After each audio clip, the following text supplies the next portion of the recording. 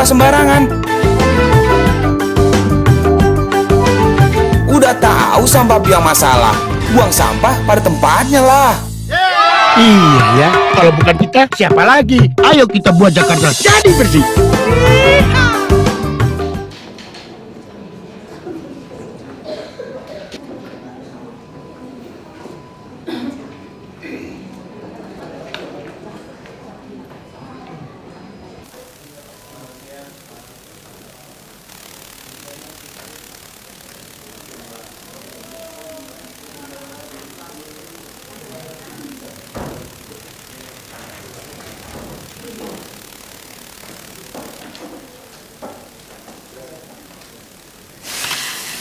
Bapak Basuki Cahayapurnama, saya memperkenalkan diri, nama saya Ucu Riza, Pak.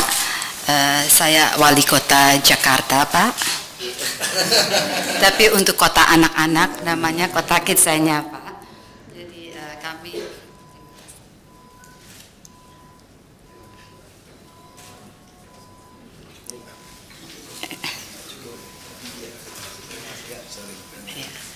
terima kasih atas waktunya Pak Ahok. Saya datang kemari dalam rangka pertama ingin memperkenalkan diri bahwa di kota Bapak selain wali kota yang Bapak punyai, Bapak juga mempunyai wali kota. Lalu kedua, Bapak juga mempunyai negara di dalam negara, Pak Ahok. Jadi kami juga mempunyai betul. Pelan-pelan Pak, saya mempunyai mata uang. Main ke Kidzania. Oh, dikarenakan dalam waktu. Udah susah. Sekarang sudah susah, jadi kami yang main ke sini Pak. Gitu, jadi dalam rangka salah satu pekerjaan yang diadakan di Kidzanya, kami mengadakan juga anggota DPR. Jadi saya membawa anggota DPR yang baru terpilih. Sementara selain saya mempunyai Menteri Informatika berserta KPU, Pak. Saya mempunyai Deputy Mayor, Pak. Saya mempunyai Menteri Perindustrian, Menteri Pendidikan. Di sana ada orang guru ya, Ibu ya, dari PAUD, dari dari mana? Dari SD negeri, dan ini anak-anak yang terpilih dari 1.500 sekolah yang datang ke Kidzanya. Kami pilih 14 dan yang hadir pada hari ini 13 anak-anak anggota DPR Kidzanya periode 2014-2016. Ini adalah anggota DPR kami yang kelima semenjak kami berdiri hampir 7 tahun. Untuk lebih lanjutnya, boleh kami putar video saja, Pak?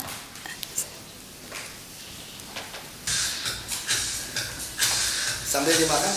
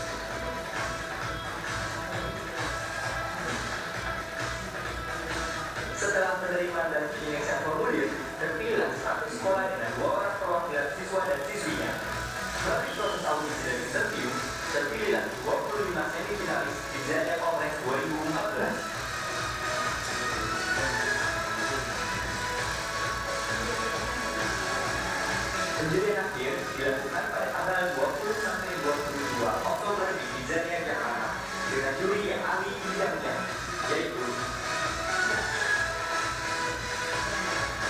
Muhammad Yeti Adriano Riza, Presiden Kidzania Jakarta, pengusaha swasta lulusan Master of Banking and Finance, Imperial College London.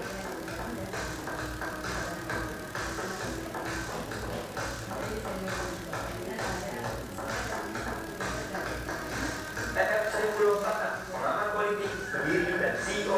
Incorporation.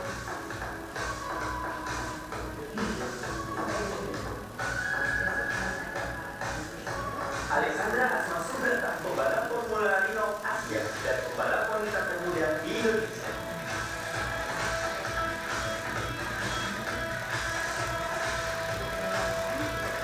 Bayu Triawan Joko Sutomo, Komisaris Bluebird Group.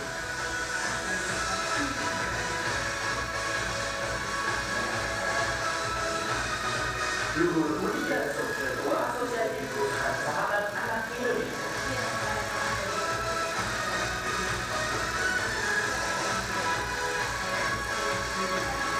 Astrid Wulansari, pengamat sosial dan psikolog anak.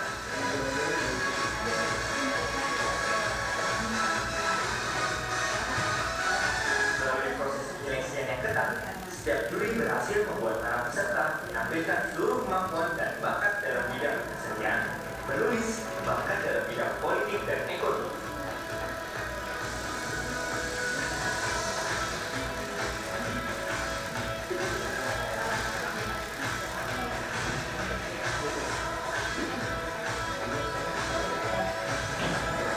Dan akhirnya terpilih 14 anggota Kongres Tim periode 2014-2016.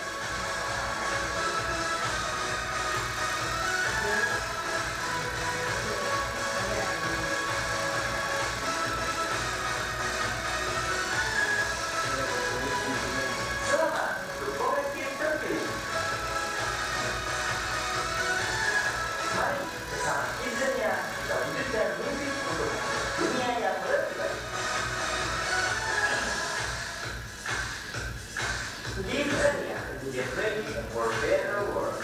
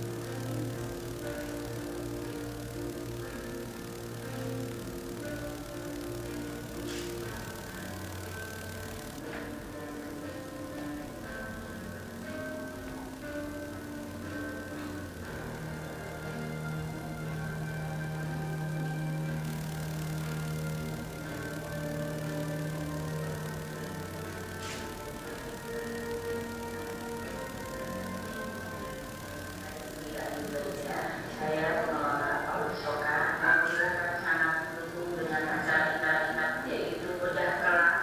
Kami berterima kasih kepada pihak Kidzania mendukung kami, khususnya di sini murid-muridnya juga dari anak-anak kalangan yang tidak mampu. Kami dari Jasa Budaya dengan pengelola Paulus Soka ini mengucapkan ribuan terima kasih dengan acara bedah kelas. Saya secara pribadi sangat berterima kasih kepada Kidzania yang telah memberikan kesempatan kami untuk mendapatkan kelas yang jauh lebih baik. Karena selama ini saya sudah mengelola sudah 7 tahun. Selama ini kelasnya hanya saya mau kosong saja. Dan sekarang dengan adanya bedah kelas ini, saya bisa mengajak anak-anak kami ini melihat dunia yang lebih luas. Semoga dengan cara ini anak-anak akan terbuka wawasannya dan menjadi anak-anak bangsa yang bisa membawa kita ke tempat mereka.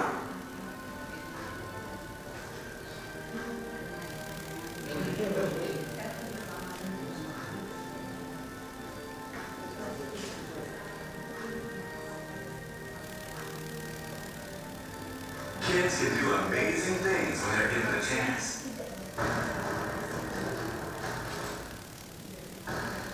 And that's what Kidzania is all about. Kidzania, the only place in the world where a kid can think, work, play, and feel like an adult. I'm a journalist. I'm an archaeologist. I'm a police officer. It's an action-packed adventure in a hyper-real, kid-sized city complete with streets, buildings, and all the excitement, all the drama, and all the thrills of the real world. I'm a detective. I am a chef. I am an athlete. At Kidzania, realistic role playing is put to work, igniting imaginative minds and taking teamwork to a whole new level. The journey to Kidzania begins the same way many adult adventures do, at an airport. From there, the fun takes off in every direction. There are nearly 100 fun, challenging, authentic, and awe-inspiring tools for kids to play at Kidzania. Designed by educators and developed to match school curricula around the world, the highest standards of learning are employed at Kidzania. That's why school groups put Kidzania at the top of the list for out-of-classroom school visits. I'm a problem solver. I'm a visionary. I'm a hero. With more than 20 million visitors to date, the excitement surrounding Kidzania is already spanning the globe. You can find Kidzania in 8 major cities in 6 countries, on 3 continents, and 13 new locations are set to open by 2013, including one in the United States. Through the eyes of a child, being an adult is a big deal. And that's why Kidzania is the smartest, fastest growing kids entertainment destination in the world today. I am empowered. I am inspired. I am a success. And Kidzania is right here in Jakarta. Kidzania Jakarta opened in 2007 and is conveniently located in the Pacific Place shopping mall. Please join us at Kidzania Jakarta and discover for yourself why kids all over Indonesia are clamoring for a fun-filled day at Kidzania. Kidzania. Get ready for a better world.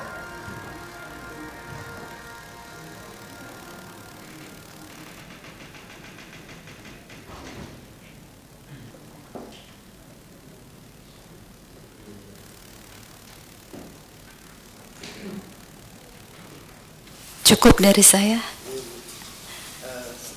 Bangga, sungguh senang bisa hadir di sini. Seperti tadi yang sudah dijelaskan melalui video, sedikit keterangan singkat mengenai Kidzania Jakarta, Pak. Kita berada di Pacific Place Mall di SCBD area. Kita berada di lantai 6, besaran kapasitas kami 7.500 meter persegi. Kidzania Jakarta beroperasi pertama kali sejak tanggal 24 November 2007, Pak, hampir 7 tahun yang lalu. Dan pada saat ini kami menjadi sebuah wadah untuk di satu sisi memberikan hiburan dengan basis pendidikan terbaik untuk anak-anak sejak usia 4 hingga 16 tahun. Di satu sisi kami menjadi wadah bagi social responsibility para mitra kerja dari berbagai industri untuk memberikan kontribusi kepada perbaikan mutu generasi muda ke depan. Sekaligus juga tentunya untuk membuat positive image dari korporasi di Indonesia. Kemudian kami sadar bahwa Kidzania tidak mungkin bisa berjalan sendiri tanpa bantuan para mitra industri. Selain itu, kehadiran mitra industri juga memberikan unsur realisme, Pak, unsur kenyataan, karena anak-anak bisa melihat bahwa apa yang terjadi di Kidzania secara SOP, secara tampilan adalah persis sama seperti apa yang mereka alami dalam kehidupan sehari-hari. Kemudian saat ini kami sudah bekerja sama pada saat ini dengan 39 mitra industri. Kita mempunyai 69 wahana permainan di mana menampilkan lebih dari 100 profesi simulasi untuk anak-anak. Diharapkan dengan anak-anak datang ke Kidzania, mereka bisa mendapatkan kesempatan untuk meneropong peluang di masa depan mereka sebagai seseorang profesional.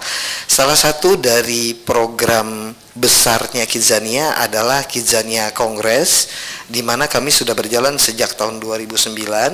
Awal 3 kali pertama kita durasinya adalah 1 tahun, kemudian sejak 2012 itu per 2 tahun, Pak, sehingga pada saat ini generasi 2014 ini adalah generasi kelima dari pelaksanaan Kidzania Kongres. Dari 1.500 sekolah yang berada di database-nya Kidzania, kami mengambil representatif 100 sekolah.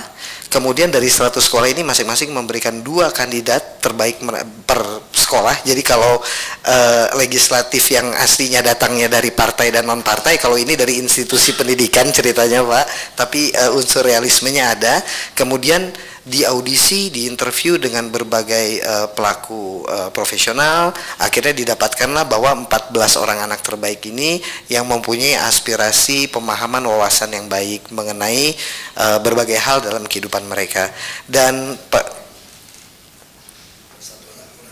Iya betul Pak. Ya, ada satu anak kondisi kesehatannya kurang baik sehingga hari ini diwakili oleh rekan-rekan dalam komisinya dia. Kemudian perlu kami sampaikan bahwa di dalam hubungannya dengan program kerja, anak-anak ini sudah pernah mendapatkan di tahun 2010 piala The Best Motivator Anak dari waktu itu dari Pak SBY yang diserah terimakan oleh Ibu Mutia Hatta. Pada saat itu diserahkannya di dunia fantasi Pak untuk anak-anak ini. Jadi piala langsung diterima pada waktu itu oleh generasi ketiga Pak pada saat itu Kidzania Kongres. Kemudian mereka juga sudah diterima oleh Humas DPR MPR, sudah melakukan visit di sana, sudah diterangkan siapa saja Presiden Republik Indonesia sejak yang ke-1 hingga ke-6 pada saat itu yang dilantik di ruangan-ruangan tertentu termasuk yang tidak dilantik di DPR MPR. Kemudian mereka juga mendapatkan banyak pembelajaran dari para pemimpin profesional berbagai industri Pak, mendapatkan kesempatan untuk tanya jawab dan mendapatkan penambahan wawasan untuk mereka semua. Kunjungan yang paling jauh yang pernah dilakukan adalah ke Yogyakarta, di mana pada ke Surabaya, di mana pada waktu itu kita mendatangi pabrik kapal api dan Pepsodent Pak di sana, sehingga mereka bisa menyaksikan secara langsung proses kerja yang dilakukan oleh para profesional di sana. Dan anak-anak ini tentunya berkeinginan kiranya berkenan untuk ada sesi tanya jawab Pak. Mereka dari masing-masing komisi tentunya pertanyaannya sesuai dari area tanggung jawab mereka, dan itulah kurang lebih yang bisa saya sampaikan sementara ini. Sekali lagi terima kasih Pak atas kesempatannya. Saya boleh tambahkan ya Pak ya. Sebagai senior minister tahu biasanya mereka datang ke DPR, tapi kali ini kami mau datang ke eksekutif Pak.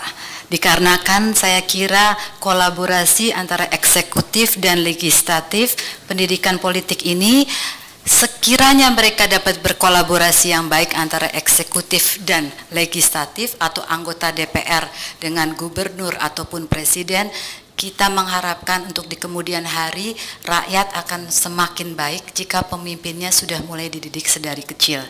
Jadi tolong mungkin Bapak dapat saling berhubungan, apa harapan Bapak terhadap mereka atau apa nasihat-nasihat. Karena sekiranya kalau Pak Jokowi bilang revolusi mental dimulai dari saat ini, saya harapkan suatu saat 20 tahun dari sekarang mereka yang akan duduk bekerja sudah siap. Pembekalan dari Bapak itu saya ucapkan terima kasih. Terima kasih. Selamat datang kepada Ibu Ucuk dan rombongan dan anak-anak ke Balai Kota. Ya, saya juga bingung. Jakarta namanya Balai Kota. Nggak ada tulis kantor gubernurnya dia. Kalau di daerah itu ditulis kantor gubernur. Kalau di sini tidak ada. Makanya kemarin FPI yang dari luar kota mau demo dia salah gedung. Mungkin di daerah tulisannya kan kantor gubernur kan, ini nggak ada tulisannya. Nggak ada tulisannya. Nah, dia pikir ini museum kali dia. Jadi dia muter sana baru lambang DKI kantor DPRD yang ditimpukin. Mungkin saya nggak tahu juga. Mungkin salah itu. Ya tentu kami juga nyambut baik kenapa mau diterima. Dan waktu seperti ini kita tentu berharap anak-anak ini satu hari bisa menjadi pejabat. Nah itu yang bapak saya bilang sama saya dulu. Saya dulu juga nggak suka politik. Ini masih untung kecil-kecil udah bisa belajar. Dulu saya pramuka pun nggak pernah ikut. Ya karena itu tadi nggak, memang bapak saya juga, ibu saya khawatir. Bapak saya orangnya vokal. Takut ada pejabat timah atau apa yang sentimen kita dikerjain misalnya. Ya kita nggak sempat. Nah sampai saya sekolah tidak ikut OSIS juga, ikut kuliah tidak ikut senat juga. Kuliah beli sparpat saya ke Asam Reges, beli sparpat motor mobil. Jadi saya tidak pernah tahu namanya politik sebetulnya. Nah lalu ya, saya beruntung kemudian ada reformasi segala macam dan kita beruntung di kampung terdesak aja. Jadi inti politik kan sebenarnya sederhana. Anda mau menolong orang atau tidak. Nah waktu itu bapak saya bilang kita ini cocoknya jadi pejabat. Saya bilang kenapa? Karena kalau kita punya uang 1 miliar kita bantu orang miskin, kasih 500.000 dulu, upah minimumnya sekitar 430 ribuan. 500.000 kita hanya bantu 2.000 orang, habis uang kita. Tapi kalau kita jadi pejabat, kita bisa membuat semua orang punya penghasilan seperti itu. Nah, itu bapak saya bilang dalam filsafat Tiongkok, yang paling mulia itu jadi pejabat, bukan pedagang. Pedagang itu nomor 6 urutannya. Kenapa? Karena menentukan nasib orang, menentukan sebuah bangsa.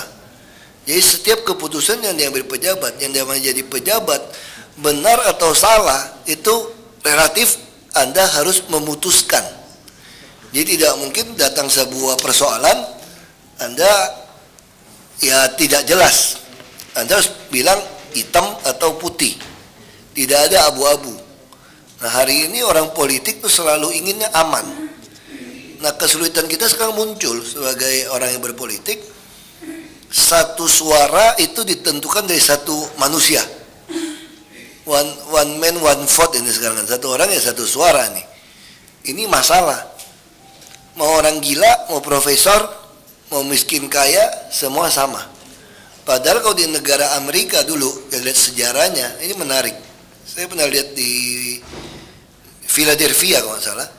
Itu di museumnya itu menarik sekali soal demokrasi di Amerika. Dulu perempuan tidak boleh milih atau dipilih.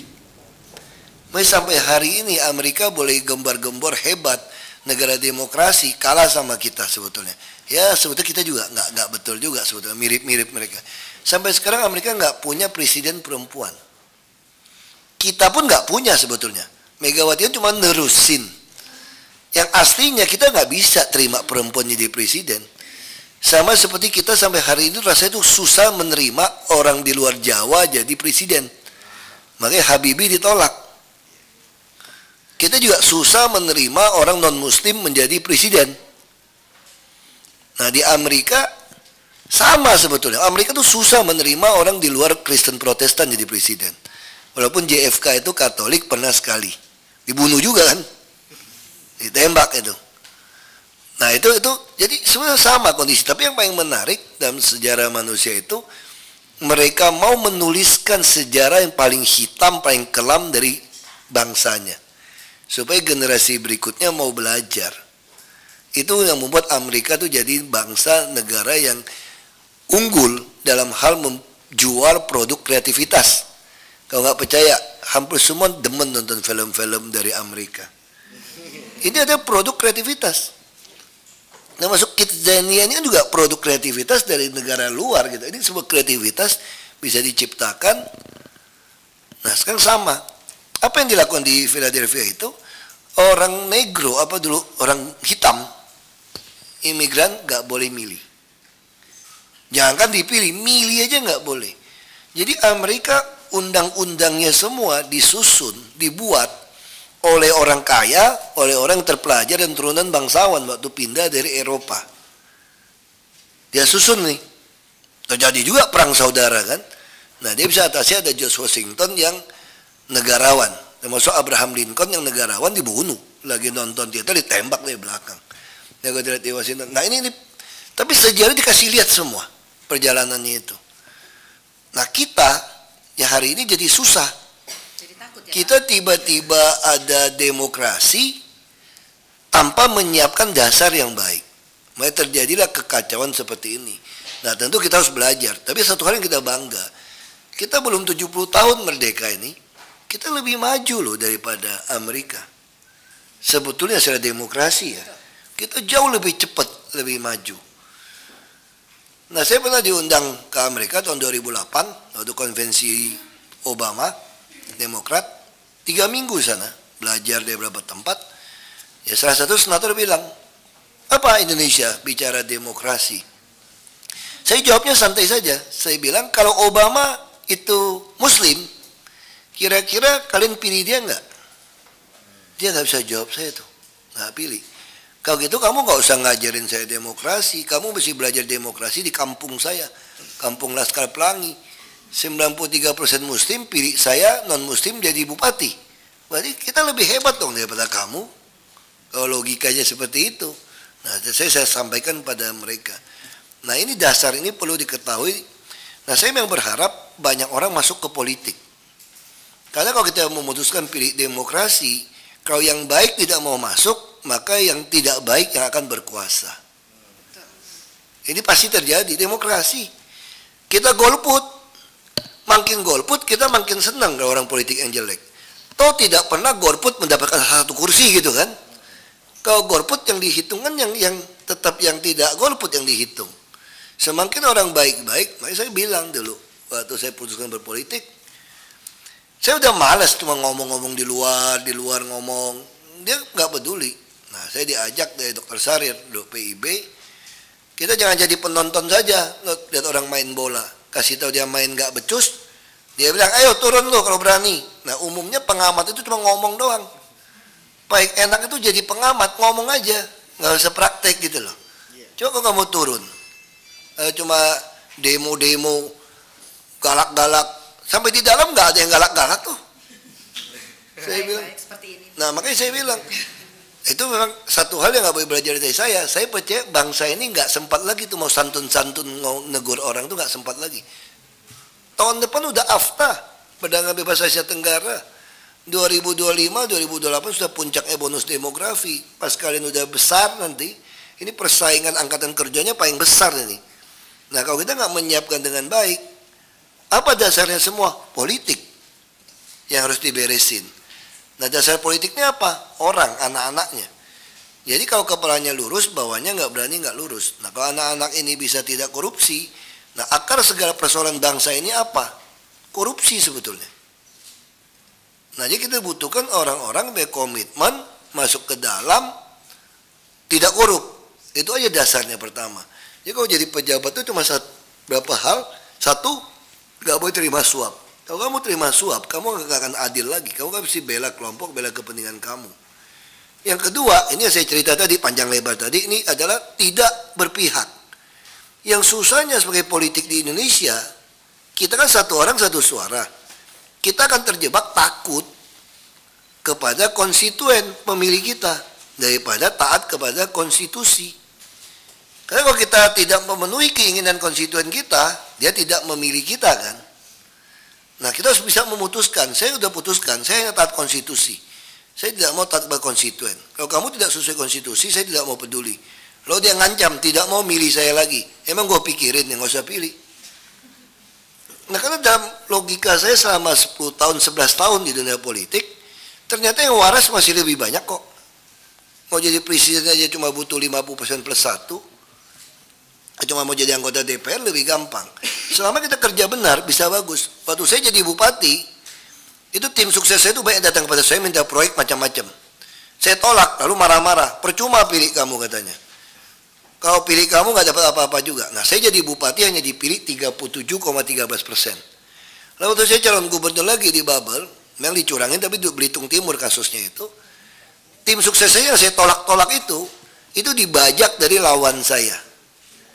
Mereka berpikir dia bisa membawa massa tidak milih saya. Ternyata 63% pilih saya. Di kabupaten yang sama, kalau teman lain dicurangin gitu. Tapi ini yang jadi model. Artinya apa? Selama kita taat kepada konstitusi, yang waras lebih banyak. Kita jangan takut. Nah kebanyakan orang kalau itu duduk, dia takut kehilangan jabatan. Nah kalau kita niatnya memperbaiki negeri ini, kita pernah nggak takut kehilangan jabatan? Tidak pernah. Yang kita khawatirkan itu kehilangan hati kita untuk negeri ini. Nah, ini yang jadi saya ditanya dari orang, apa kendala paling besar di posisi Anda untuk membangun Jakarta? Saya jawabnya sederhana, saya sendiri. Loh, kenapa mereka bilang? Kalau saya tiba-tiba pengen punya mobil yang 5 miliar gimana? Pengen punya apartemen yang 30 miliar gimana? Di Jakarta ini uangnya besar. Atau kedua, saya takut kehilangan jabatan saya gimana? Atau yang ketiga, saya takut saya terbunuh, keluarga saya terbunuh gimana? Kalau saya melawan arus, melawan sistem. Nah kalau 3 hal nih saya tiba-tiba takut atau pengen ini, ya rusak. Makanya sebenarnya yang paling berbahaya itu saya sendiri. Jadi kalau sebagai politisi ke depan, kita tentu harapkan banyak anak-anak bercita-cita mau jadi politisi, jadi pejabat. Karena menentukan nasib banyak orang. Yang kedua, itu harus diingat, niat kita tuh bukan mau jadi pejabat. Niat kita tuh mau menolong, menaikkan harkat hidup bangsa ini. Artinya apa kalau disingkat lebih ringkas? Kita ini mau mewujudkan keadilan sosial bagi seluruh rakyat Indonesia. Itu sila kelima itu dasar sebetulnya. Kita mewujudkan itu. Nah, dalam mewujudkan itu, jangan takut kehilangan jabatan kita. Kalau ketuhanan yang Maha Esa gimana? Oh ya pasti dong, kita semua orang Indonesia berketuhanan. Nah, artinya apa? Pendiri negara ini luar biasa. Dua sila satu dan kelima ini. Yang pertama asli itu sila kelima itu di pertama sebetulnya. Waktu Bung Karno mendesain ini. Ke dasar itu semua keadilan sosial. Semua agama yang misioner, mau yang ya turunan dari garis Yahudi, Islam, Katolik, Kristen, yang samawi ya, ini pasti sama, membawa keadilan sosial. Itu pesan agamanya. Lalu kenapa ini begitu penting buat anak-anak yang mau jadi politisi? Mau jadi apapun Anda, mau sukses apapun, kamu harus mengenal siapa kamu. Kelebihannya apa, kekurangannya apa. Baru bisa tahu mau cita-cita jadi apa. Kita harus kenal dulu siapa saya. Nah, untuk mengetahui siapa saya, syaratnya dari mana? Baca. Baca apa siapa saya? Ya firman Tuhan. Sama seperti ketika kita beli handphone baru atau beli gadget baru, ada nggak yang lihat buku manual booknya, buang aja. Walaupun sekarang bisa masuk ke websitenya ya, tapi artinya kita mau baca manual book. Kenapa? Karena si produsen produk ini mengajarkan kita gimana cara memfungsikan secara sempurna. Walaupun kita nggak bisa belajar sempurna pasti. Nah, manusia manual booknya mana? Firman Tuhan. Jadi itu yang kita pelajarin, kita dengan baca itu tuh kayak cermin sebetulnya. Sempurna nggak kita? Enggak. Nggak ada manusia sempurna. Cuma grafiknya itu kalau ini 0, bukan plus minus begitu. Itu namanya tobat. Tobat kumat itu tomat. Ya gitu kan. Tapi yang kita ini beda. Kalau kita ini grafiknya itu naik turun, tapi totalnya itu trennya ke atas. Kapan sempurna? Sampai muka dengan muka ketemu pencipta. Nah, ini yang dasar menurut saya. Yang penting bagi siapapun, apalagi kalau jadi politisi, kalau mau melawan arus, Anda mau mewujudkan keadilan sosial, kalau kamu tidak mengenal diri kamu dengan baik, kamu pasti out. Nggak sanggup kita. Ini sesuatu yang pasti harus dilakukan dengan baik. Nah, itu kira-kira menurut saya, pertama saya senang ada Kidzania bikin acara seperti ini, makanya saya terima.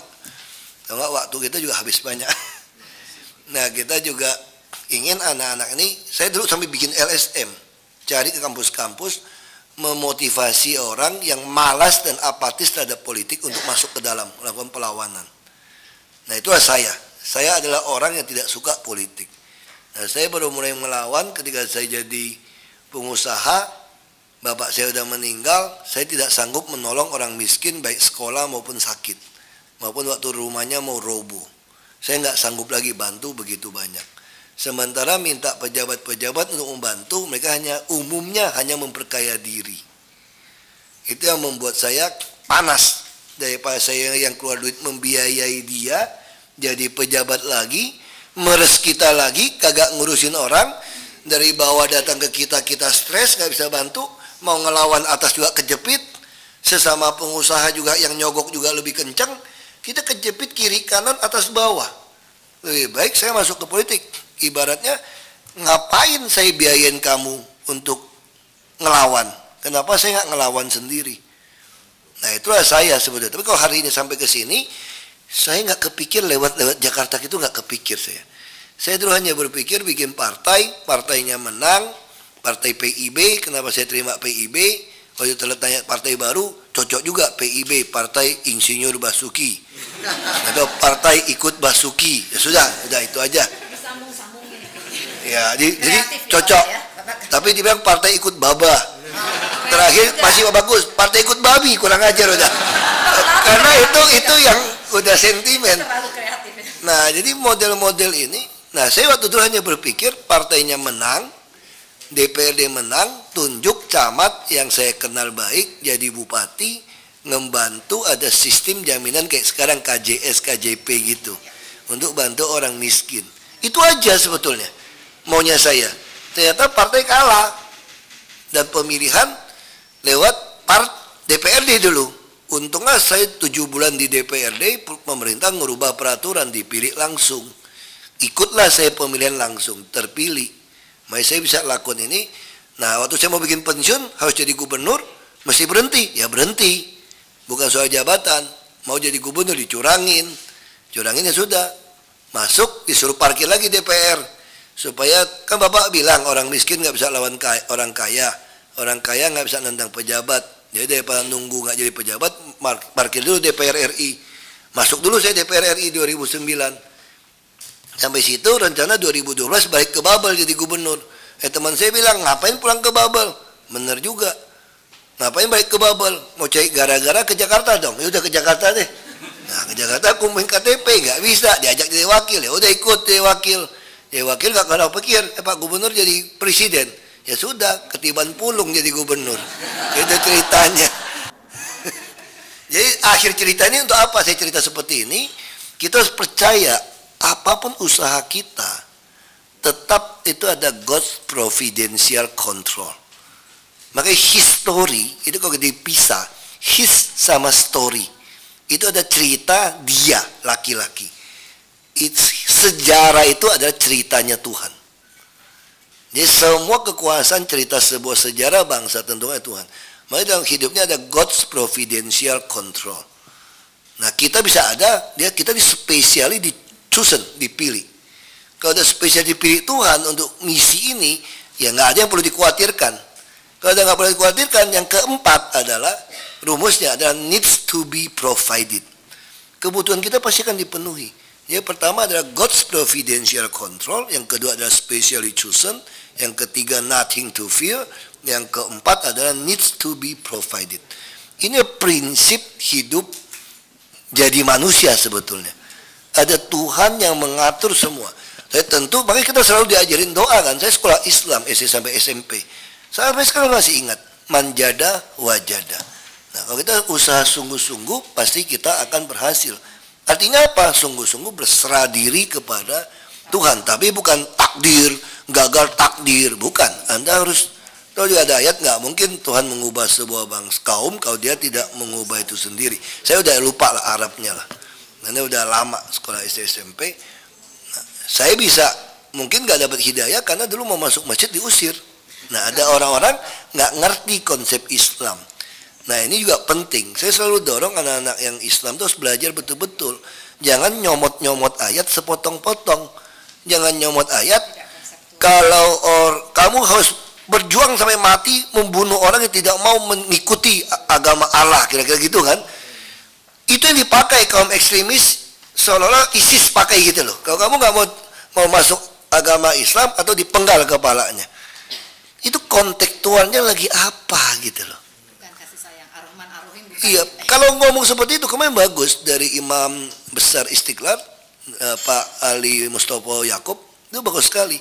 Kalau itu dilakukan berarti Nabi Muhammad membunuh mertuanya dong, membunuh temannya dong yang mati buat dia yang berperang. Ada Yahudi yang mati buat dia berperang.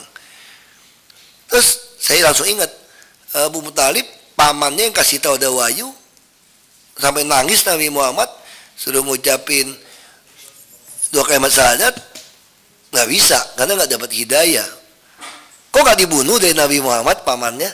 Malah nangis karena dia nggak dapat hidayah. Nah itu kan jadi kontekstualnya. Nah ini pemahaman ini harus kita punya. Ya kalau kita baca terus tiap hari, kita memang tidak sempurna. Kita makin lama makin naik. Gitu. Kita tahu ini salah, ini benar. Kita terus naik. Nah saya kira itu dasarnya.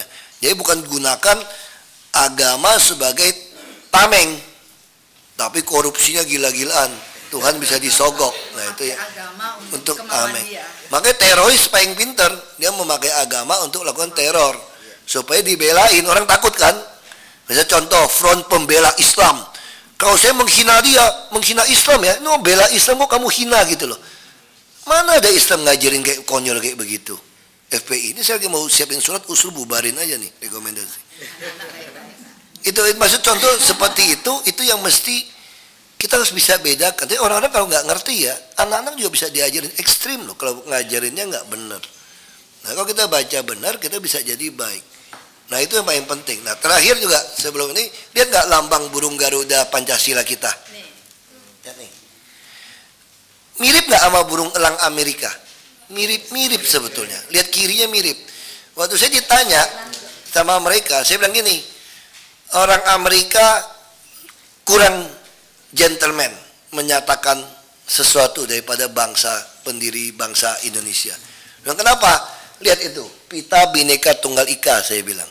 Kalau Amerika dia gunakan bahasa Latin, I pluribus unum. Bhinneka Tunggal Ika juga, ini bahasa Sanskerta. Cuma yang Amerika, pitanya itu digigit sama paruh burung elangnya.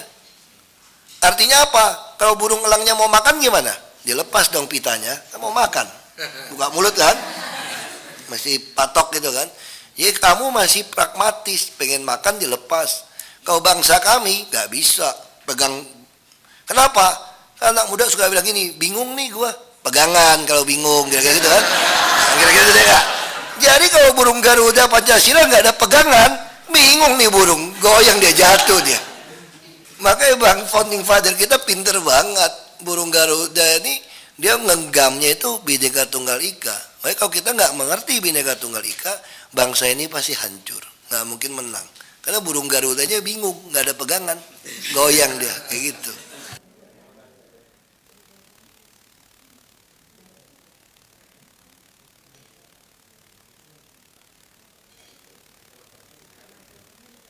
Ngomong, saya di DPR RI 2,5 tahun soalnya, sama tujuan DPR.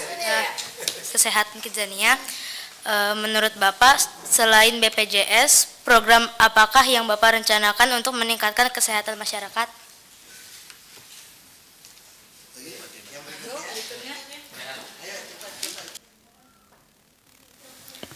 Perkenalkan, nama saya Rayhan Faza, saya dari Komisi Politik dan Keamanan. Model kamu yang muka jenderal loh.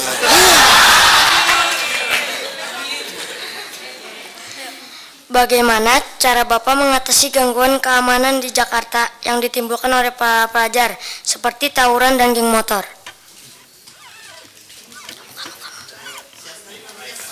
Rayhan Faza. Siapa lagi? Sosial.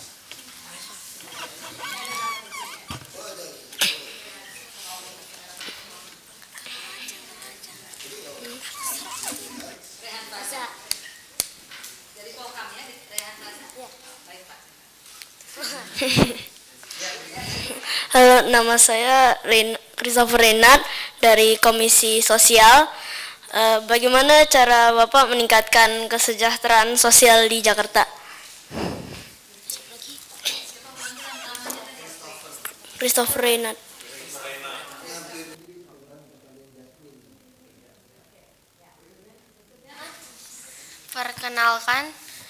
Perkenalkan, nama saya Sharon Zelegar dari Komisi Ekonomi Kidzania. Apa yang paling menguntungkan bagi Bapak menjadi wakil rakyat?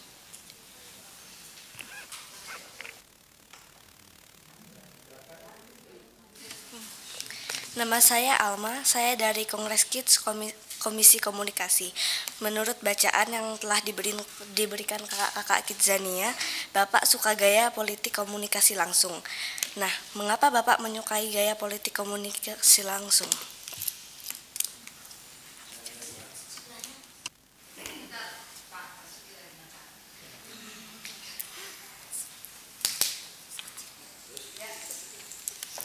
Nama saya Aisyah Sahida Razani.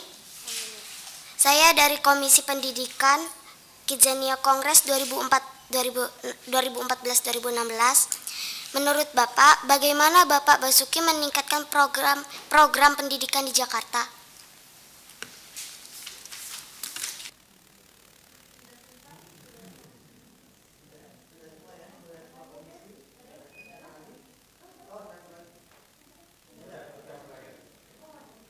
Ini pertanyaan anggota DPR bener ini.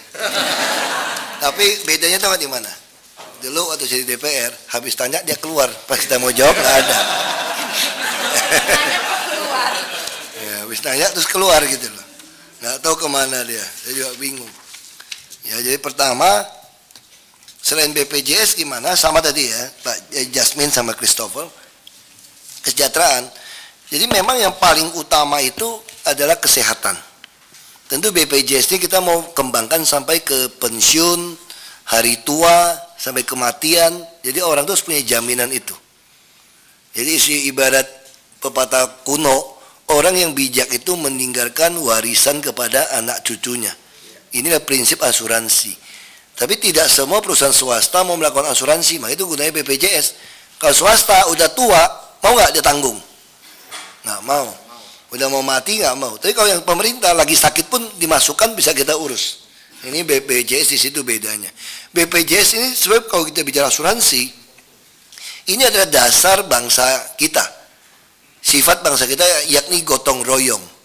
Jadi uang asuransi itu uangnya dikumpulin, uang yang sudah meninggal nolong yang masih hidup, itu pensiun, hari tua. Nah, uang orang yang sehat dipakai nolong yang sakit. Ini namanya gotong royong. Ini dasar asuransi. Nah, apalagi yang kedua penting tentu adalah pendidikan. Saya juga bilang tadi pertanyaan juga dari tadi siapa? Aisyah ya, Saidi Razani ya. Pendidikan juga sama. Nah, kenapa pendidikan itu penting? Kami punya survei, ternyata 40% anak usia 16-18 tahun di Jakarta itu tidak sekolah. Nah, kenapa tidak sekolah? Waktu kita masuk, ini kita bicara masalahnya dulu.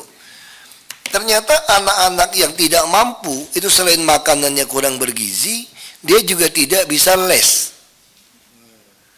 Sehingga waktu diadu untuk sekolah negeri yang sudah tidak bayar segala macam itu, dia kalah rankingnya.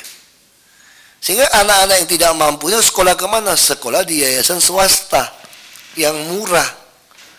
Sekolah swasta yang murah, gurunya kadang jelas nggak jelas, bayarnya nggak jelas, dan transportnya jauh, nggak sanggup dia pengen yang terdekat dari rumah, nggak bisa. Selain bayar uang sekolah 250.000 sampai 400.000, dia mesti uang jajan, uang transport. Sedangkan upah minimum gaji di Indonesia sekarang rata-rata 2,4 juta. Kalau 2,4 juta itu buat lajang. Kalau suami istri tidak kerja, punya anak, tidak dimasuk dalam komponen ini. Maka kalau dia butuh berapa anak sekolah SMA, SMP sampai SMA? 600 sampai 800.000. Kalau dia punya 2 anak, 3 anak, habis gajinya. Nah, itu yang membuat dia tidak sekolah. Nah, karena itu yang perlu kita lakukan, tidak ada satu anak pun tidak sekolah, kecuali dia yang suka tidak sekolah. Kalau anak-anak yang suka ngamen, sudah sering cari duit, dia nggak mau sekolah juga karena udah tahu uang. Nah, tapi minimal yang mau sekolah, kami lagi ciptakan kartu Jakarta Pintar itu. Ternyata kartu Jakarta Pintar disalahgunakan juga. Orang tuanya yang ngambil, begitu ditarik. Selain jumlahnya juga nggak cukup, saya ambil beli handphone, bisa naik motor, nggak sesuai. Bahkan ada oknum kepala sekolah, oknum guru juga main. Nah, saya katakan kalau guru main, lebih baik buang aja, ngurusin kuburan aja sekalian. Karena kalau ngurusin kuburan, betul, kalau ngurusin kuburan nggak berbahaya. Kalau ngurusin anak-anak, bahaya. Betul kan, Bu? Ada oknum guru yang main kan, oknum kepala sekolah main KJP. Didobel-dobelin, ditarik itu duitnya. Kita punya temuan semua. Ditarik, karena ATM. Nah, sekarang saya mau rubah ATM itu hanya di debit, nggak bisa tarik. Ini lanjutan.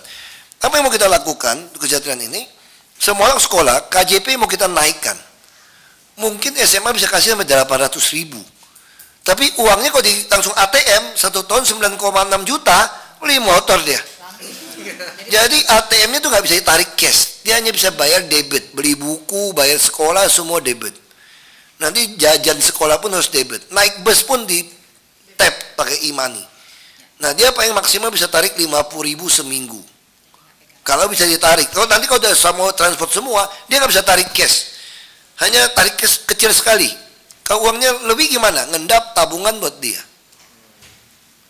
Ini yang kita mau lakukan, program seperti itu. Nah, lalu orang tuanya bagaimana? Rumah juga masalah di Jakarta. Belajar sama rumahnya ada hubungannya nih.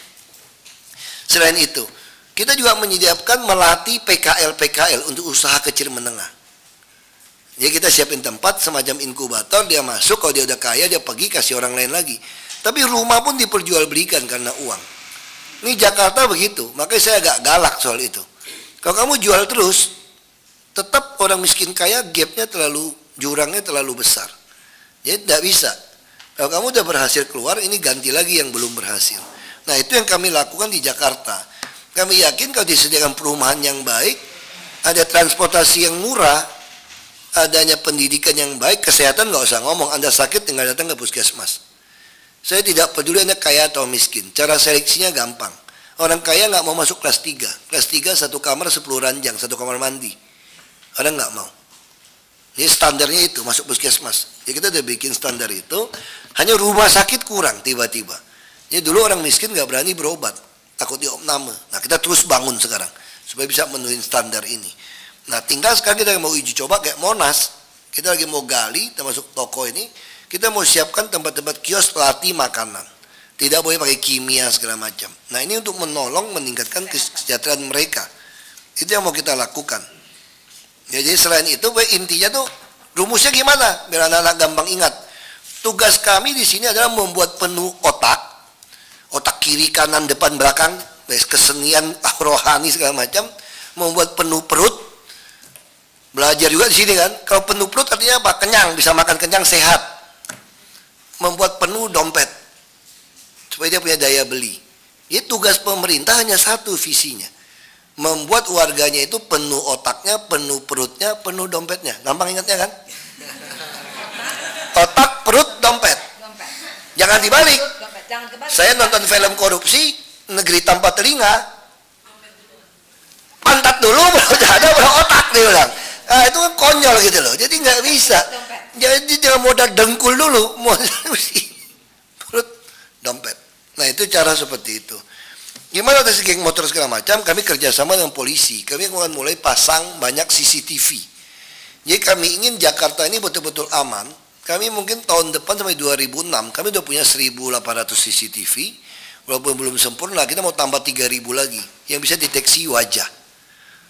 Bahkan bisa dengan IKTP, jadi kami ingin betul-betul pastikan Jakarta ini gerak-geriknya itu semua kita amatin. Kita pun baru mau belikan 300 motor lagi terakhir kepada Brigif yang bisa nembak sambil naik motor. Ya kita nggak mau toleransi kejahatan di Jakarta.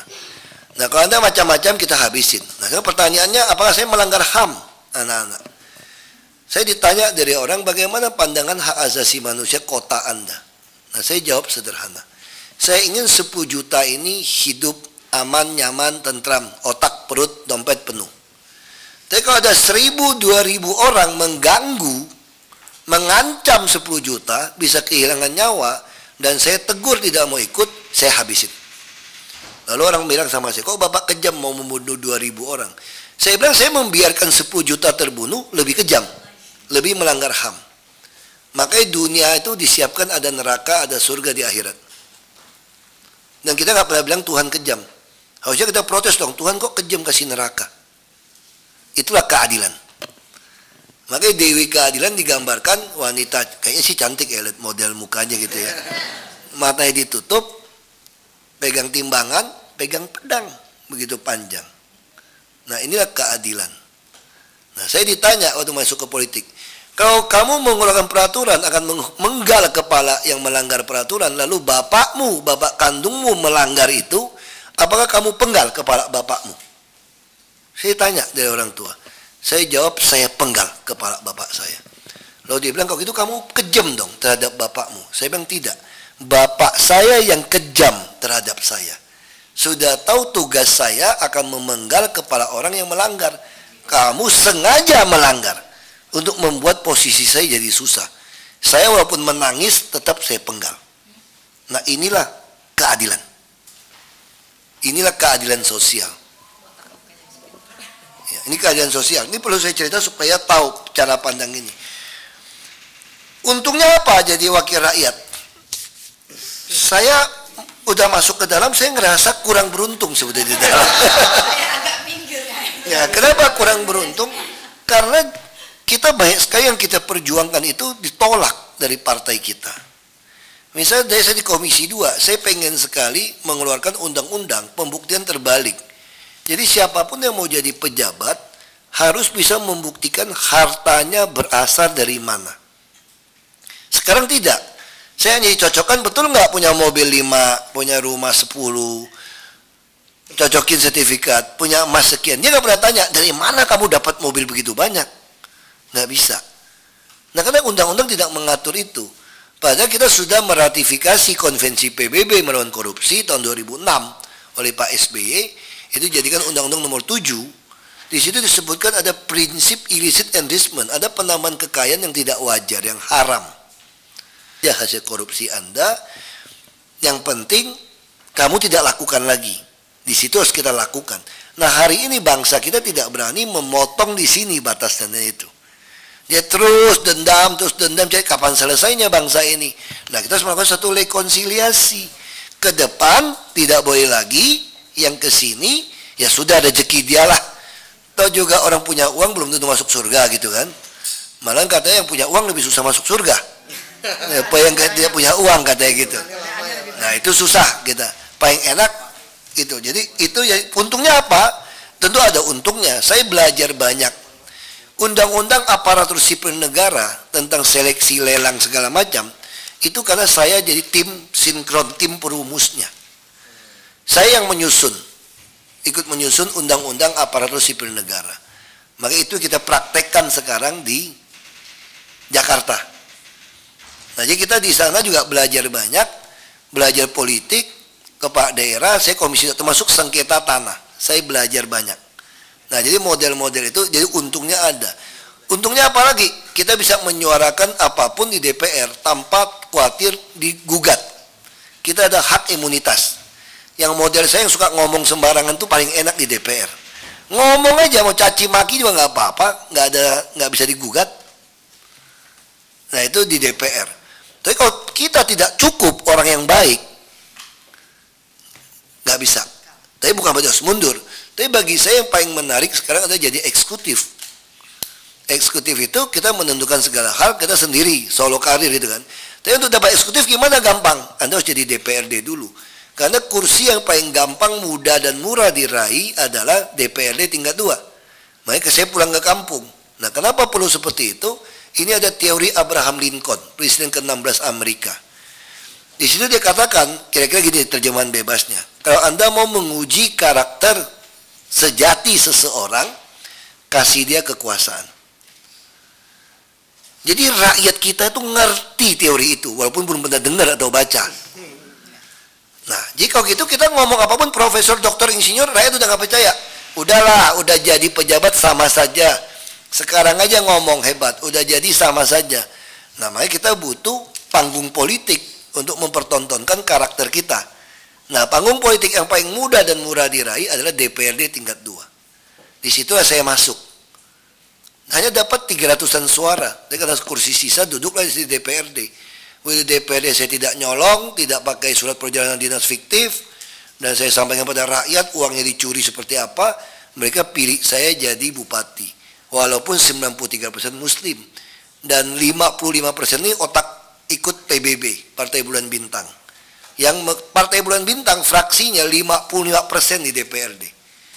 Tapi karena 7 bulan di sana, mereka membandingkan saya beda dengan mereka.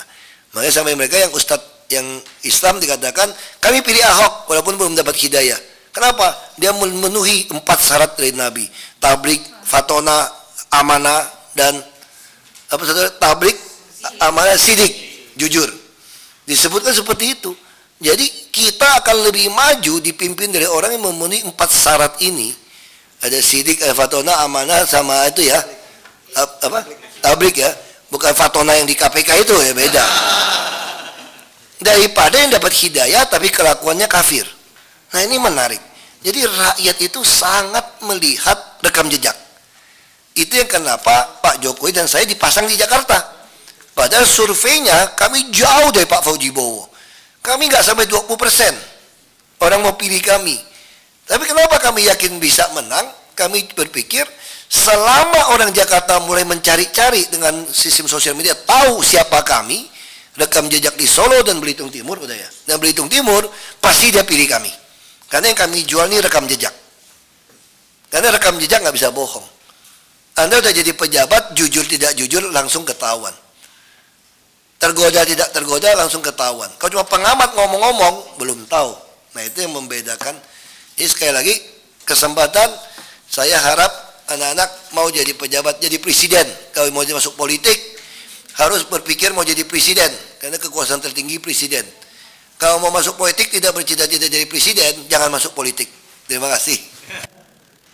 Terima kasih Pak Ahok. Pak Basuki, kami menyadari keterbatasan waktu Bapak. Ini sebagai bentuk penghargaan Pak atas kesempatan dan pembelajaran yang diberikan. Ada sedikit kenang-kenangan ya Pak. Ini bukan gratifikasi, ini betul-betul penghargaan, apresiasi Pak, yang akan disampaikan oleh Ibu Ucu Riza.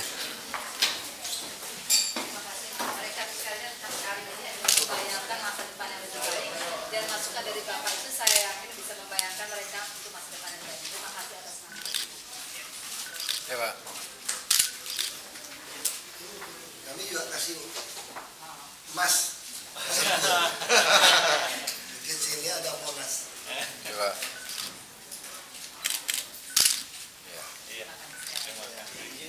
Ini dari anak-anak Pak. Kok kamu tahu saya sudah ngomong begitu?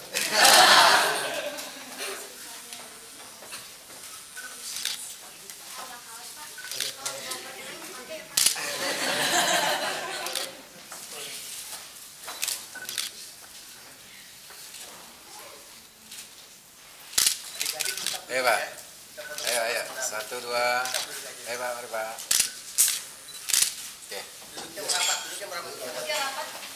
Ayo kita foto sini. Kami berdiri aja di belakang. Wah.